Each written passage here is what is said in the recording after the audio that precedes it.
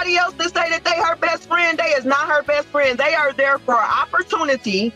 They are using her for an opportunity. And the moment that they can get their opportunity, they're no longer going to be around her because they have their opportunity. Add nor 1,000 words. This story didn't begin with shouting, headlines, or chaos. It started quietly, so quietly in fact that most people wouldn't have noticed anything unusual at all. There were no dramatic confrontations, no explosive arguments, no obvious signs that something bigger was forming beneath the surface. It looked ordinary, familiar, safe, the kind of situation people see every day and move past without a second thought. At first, it seemed like nothing more than a small disagreement between people who knew each other well. The kind of disagreement that comes and goes, brushed aside with time and understanding. There was no reason to believe it would grow into anything more. No reason to think it would turn into something that would capture attention, divide opinions, and leave so many questions unanswered. But sometimes the quietest beginnings carry the loudest endings. Because beneath that calm surface, something was building. It didn't happen all at once. There was no single moment where everything suddenly became clear. Instead, it unfolded slowly, piece by piece. Subtle changes began to appear.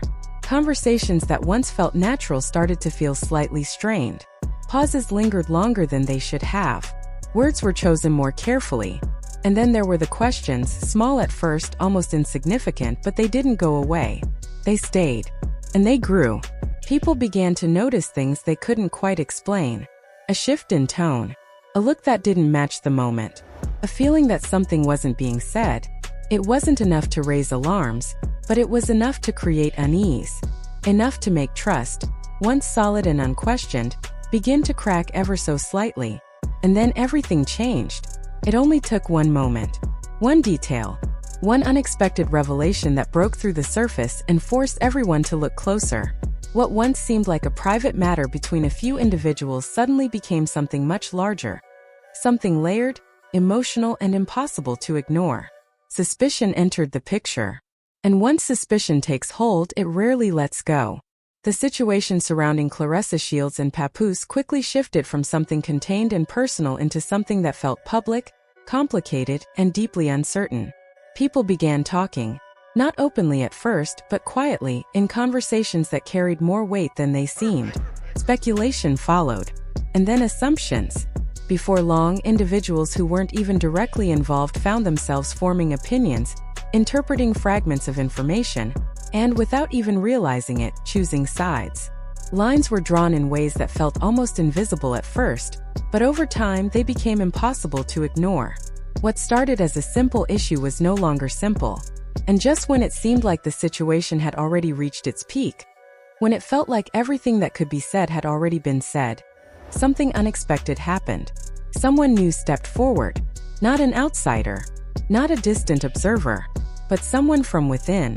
Claressa's own cousin entered the situation, and with that single move, the entire narrative shifted. Because what they brought wasn't speculation or vague commentary. It wasn't harmless gossip meant to stir curiosity and fade away. It was something heavier, something serious. The kind of claims that make people stop, listen, and reassess everything they thought they understood. According to those close to the situation, these weren't just rumors drifting through conversations. They carried weight enough to shake the foundation of relationships, trust, and perception. The cousin's statements introduced a perspective that hadn't been fully considered before, and once it was out in the open, it couldn't be ignored. And what those claims suggested sent shockwaves through everyone involved.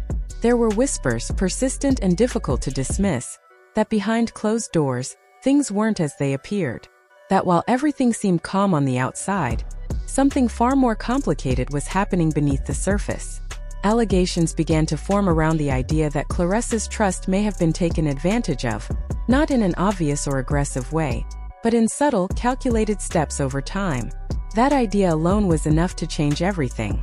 Because trust, once questioned, becomes fragile. And once it breaks, it's nearly impossible to restore. The family dynamic shifted almost instantly. What had once been a unified front became divided. Some stood firmly beside Claressa, convinced that something deeply wrong had taken place. Their support was unwavering, driven by loyalty and concern. Others, however, found themselves hesitating. They weren't sure what to believe. They questioned the timing, the details, the perspective. And then there were those who leaned in the opposite direction, toward Papoose, drawn not by emotion but by the way he responded. Because while the situation grew louder, more emotional, and increasingly chaotic, his approach appeared different. Calmer, measured, intentional. And that contrast didn't go unnoticed. Inside the family, tension escalated quickly. Conversations that once felt comfortable became difficult. Simple discussions turned into debates filled with emotion and uncertainty. Group chats became battlegrounds with messages flying rapidly, each one adding intensity to an already volatile situation. It didn't stay contained either. The ripple effect spread outward, reaching friends, acquaintances, and even those only loosely connected. Everyone seemed to have an opinion. Everyone seemed to be watching. And at the center of it all was Claressa. According to insiders, the days following the cousins' revelations were anything but calm. If anything, they were more intense. She was reportedly trying to process everything at once, replaying conversations, analyzing details, questioning moments that once felt normal. "I trusted him with everything," she was said to have admitted privately, her frustration layered with disbelief. That kind of realization doesn't settle quietly. It lingers. It demands answers. Sources claim she began digging deeper, going through messages, financial records, and past interactions in an attempt to make sense of everything. It wasn't just about emotion anymore. It was about clarity, about understanding whether the claims being made aligned with reality. Meanwhile, Papoose reportedly approached the situation in a completely different way. Rather than reacting emotionally, he moved strategically.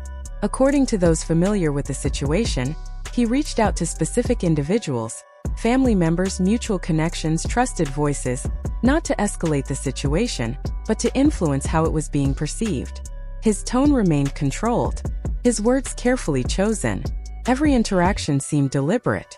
Observers began to describe his behavior as calculated, not necessarily in a negative sense, but in a way that suggested awareness. Awareness of how narratives form, how perceptions shift, how easily public opinion can be influenced by tone as much as content. And that awareness gave him a certain presence in the situation. A steadiness that contrasted sharply with the emotional weight being carried on the other side. That contrast only added complexity, because people didn't just listen to what was being said. They paid attention to how it was being said. The tension reached a critical point during a reported face-to-face confrontation between Claressa and Papoose. According to witnesses, the moment was intense, filled with emotion that had been building for days. "You've been using me," Claressa allegedly said, her voice carrying both anger and hurt.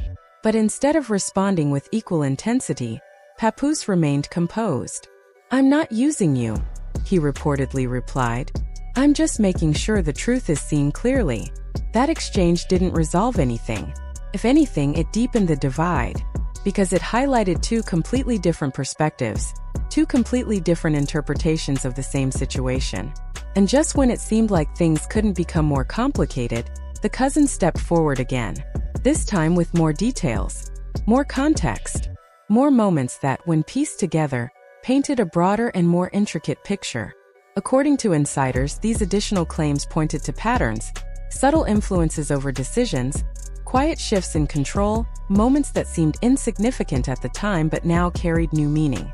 Family members reportedly began revisiting past events, reanalyzing interactions they once dismissed. Conversations took on new weight. Memories were re-examined. It was like looking at the same story, but through a completely different lens. Outside the family, the situation continued to spread. Discussions grew louder. Opinions became stronger. Social circles turned into spaces of debate, with individuals analyzing every detail, every reaction, every silence. Because at this point, even silence meant something. For Claressa, the pressure didn't cause retreat. It triggered action. Sources say she began documenting everything, saving messages, organizing records, building a clear account of events. It wasn't just about defending herself emotionally anymore. It was about protecting herself strategically. Meanwhile, Papoose maintained his approach, calm, deliberate, and controlled. According to observers, he appeared to be waiting watching how everything unfolded before making any significant moves. And the family? Still divided, still uncertain, still navigating a situation where trust had been shaken and clarity remained just out of reach. But as the days stretched on, something else began to happen, something quieter, yet just as powerful as the initial fallout. Reflection. People who had reacted quickly in the beginning started slowing down. The emotional surge that once drove immediate responses began to settle, replaced by something more analytical. Family members who had taken strong positions found themselves reconsidering, not necessarily changing sides but asking deeper questions. What if things weren't as simple as they seemed? What if both sides were holding pieces of a much larger truth? That possibility introduced a new kind of tension, one rooted not in conflict, but in uncertainty. Because uncertainty is harder to navigate than anger. Anger gives direction. Uncertainty leaves people stuck in place. Some relatives reportedly began distancing themselves from the situation altogether, choosing silence over involvement. Not because they didn't care, but because the complexity had reached a point where choosing a side felt almost impossible without full clarity. Others leaned in even further, determined to uncover what they believed was the truth. Conversations became more focused, more intentional. Instead of reacting to every new claim, they began looking for patterns, consistency in behavior, alignment in timelines, credibility in details. And then there were those who watched everything unfold without saying much at all. Observers, listeners, the ones who understood that sometimes, the most important details aren't found in loud moments, but in quiet ones. For Claressa, this phase brought a different kind of challenge. The initial wave of emotion had pushed her into action, but now came the harder part, sustaining that momentum while facing ongoing scrutiny, doubt, and pressure from all sides. Sources say she became more guarded, more selective about who she spoke to and what she shared. Trust, once given freely, was now something she handled carefully. Every conversation mattered. Every word carried weight. And beneath it all was a determination that hadn't faded. If anything, it had grown stronger. A determination to take back control, not just of the narrative, but of her own sense of stability in a situation that had become anything but stable. Meanwhile, Papoose's approach remained consistent. Calm, strategic, observant. If the pressure affected him, it didn't show in the same way. That consistency became part of the narrative itself, with some viewing it as strength and others seeing it as calculated distance. And that difference in interpretation kept the divide alive. Because in situations like this, perception becomes reality. Not always truth, but reality in the eyes of those watching. As the situation continued to evolve, one thing became increasingly clear. This wasn't just about a single claim or a single moment. It was about patterns, perception, trust, control, and the fragile space where all of those elements intersect. The cousins' role remained central, their statements continuing to influence how people understood the situation.